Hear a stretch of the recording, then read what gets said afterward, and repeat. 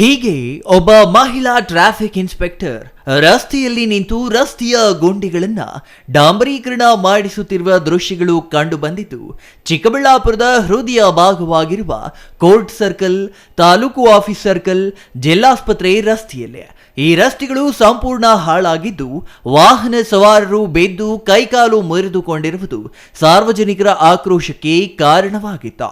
ಈ ಬಗ್ಗೆ traffic sub inspector SR ಮಂಜುಳಾಗೆ ರಸ್ತೆ ರಿಪೇರಿ ಮಾಡಿಸುವಂತೆ ಸಾರ್ವಜನಿಕರು ಮನವಿ ಮಾಡಿಕೊಂಡ ಬೆನ್ನಲ್ಲೇ ವಾಹನ ಸವಾರರ ಹಿತದೃಷ್ಟಿಯಿಂದ ಮೇಲಾಧಿಕಾರಿಗಳಿಗೆ ಮನವಿ ಮಾಡಿ ಲೋಕೋಪಯೋಗಿ NH56 ಅಧಿಕಾರಿಗಳ ಸಹಭಾಗಿತ್ವದಲ್ಲಿ ಸೇರಿ ಹದಗೆಟ್ಟಿದ್ದ ರಸ್ತೆಯನ್ನ ದುರಸ್ತಿ ಮಾಡಿಸಿದ್ದಾರೆ.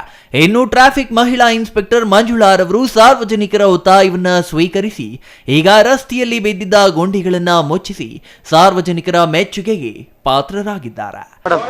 ಈ ರೋಡು ಗೌರಿಬಿದನೂರು ರೋಡ್ ಆಗಿದ್ದು ನಮ್ಮ ಹಳೆ ಪೊಲೀಸ್ ಸ್ಟೇಷನ್ನು ಮತ್ತು ನಮ್ಮ DSP ಆಫೀಸು ಪಕ್ಕ ಇರೋಂಥ ರೋಡು ತುಂಬ ಕಿತ್ತೋಗಿದ್ದು ಸಾರ್ವಜನಿಕರು ಮತ್ತು 2 ವೀಲರ್ಸು 4 ವೀಲರ್ಸು ಓಡಾಡೋದಕ್ಕೆ ತುಂಬ ಅನಾನುಕೂಲ ಆಗ್ತಾಯಿತ್ತು ಮತ್ತು ಸ್ಕಿಡ್ಡಾಗಿ ಬೀಳ್ತಾಯಿದ್ರು.